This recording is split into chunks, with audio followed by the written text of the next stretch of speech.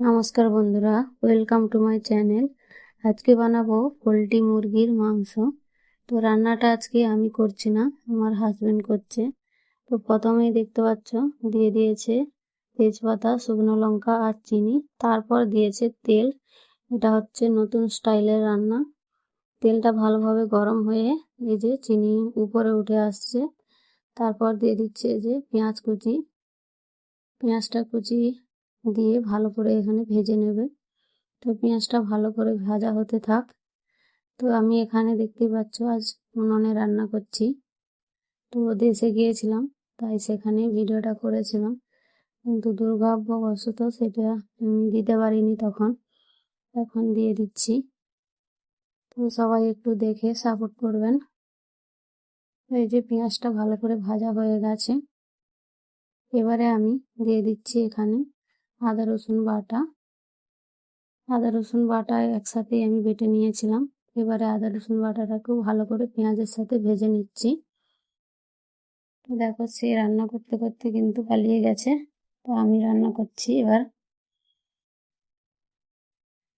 পেঁয়াজ আদা রসুন সব কিছু কিন্তু ভালো করে ভাজা হয়ে গেছে। এবারে দিয়ে দিচ্ছি এখানে আমি টমেটো কুচি।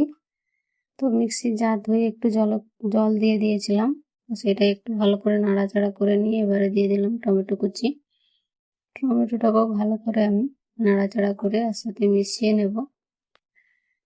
টমেটোটা গলে যাওয়া পর্যন্ত ভালো করে ভেজে নিয়েছি। এবার দিয়ে দিচ্ছি এখানে হলুদ লঙ্কা গুঁড়ো, আগে থেকেই জলে একটু ভিজিয়ে রেখেছিলাম। এবারে সব কিছুকে দিয়ে ভালো করে একটু মশলাটা এবারে কষিয়ে নিচ্ছি। মশলাটা সুন্দর করে একবারে কষিয়ে নিয়েছি। এবারে দিয়ে দিচ্ছি ধুয়ে রাখা মাংস। তো দেখো, এক হাতে মোবাইল নিয়ে আর এক হাতে রান্না করতে করতে মাংসই নিচে পড়ে গেল। মাংসের মধ্যে কিন্তু প্রথমেই লবণটা মাখিয়ে রেখেছিলাম। এবারে আমি এটাকে ভালো করে কষাতে থাকবো। তো যতক্ষণ না একেবারে জলটা শুকিয়ে যাচ্ছে ততক্ষণ সুন্দরভাবে এটাকে কষিয়ে নেব। তো যেহেতু এই মাংসটা কিন্তু অনেকটাই শক্ত হয়, তো তার জন্য এখানে একটু ভালো করে কষিয়ে নিতে হবে। রান্না ছেড়ে চলে গিয়েছিল, এই যে আবার এসে গেছে, উনুনে জ্বালান দিচ্ছে। তো এক হাতে মোবাইল, এক হাতে খুন্তি আর এক হাতে জ্বালান সম্ভব হচ্ছিল না, তাই এসে যে জ্বালান দিয়ে দিচ্ছে। আর এটা আমি বাইরে রান্না করছি, আমাদের ঘরে রান্না হয় না, তার জন্য। তো বাইরে রান্না করলে অনেকটাই অসুবিধা হয়। দেখো, ভালো মাংসটা কিন্তু অনেকক্ষণ ধরে এটা ভালো করে কষিয়ে নিয়েছি। কিছুক্ষণ এটা কষানো হয়েছে, আরো কিছুক্ষণ এটা কষাতে হবে। তো দেখতে পাচ্ছ এই যে সুন্দর করে কষিয়ে নিয়েছি। তেলটা কিন্তু পুরোই ছেড়ে গেছে আর জলটাও কিন্তু পুরো শুকিয়ে গেছে। তো ভালো করে কষিয়ে নামিয়ে নিয়েছিলাম। এবারে দেখো, এটাকে প্রেসার কুকারে দিয়ে দিচ্ছি। তো প্রেসার কুকারে এটাকে সিটি দিয়ে দেব।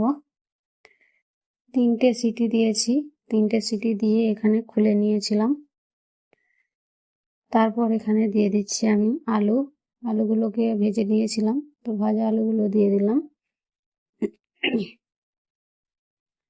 আলুগুলো দিয়ে এবারে এখানে একটু নাড়াচাড়া করে আমি আরো একটা সিটি দিয়ে দেবো, যাতে আলুগুলো সুন্দরভাবে সিদ্ধ হয়ে যায়। ঢাকা লাগিয়ে সিটি দিয়ে তারপর আমি একেবারে ঘরে নিয়ে যেয়ে দেখাবো কেমন হয়েছে।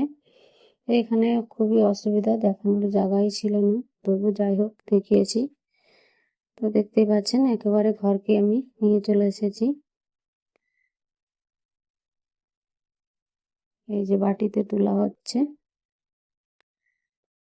কালারটা দেখুন কত সুন্দর হয়েছে। এইভাবে যদি পোলট্রি মুরগির মাংস রান্না হয়, খেতে কিন্তু খুবই টেস্টি হয়, আর খুব টেস্টি হয়েছিল, সবাই বলেছে।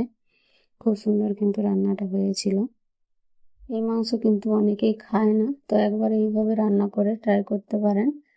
ভালো লাগলে একটা লাইক করে দেবেন, আর চ্যানেলটাকে সাবস্ক্রাইব করে আমার পাশে থাকবেন নতুন বন্ধু হয়ে থাকলে, আর শেয়ার করতে ভুলবেন না। শেষ পর্যন্ত দেখার জন্য অসংখ্য অসংখ্য ধন্যবাদ। দেখতেই পাচ্ছেন কতটা সুন্দর হয়েছে।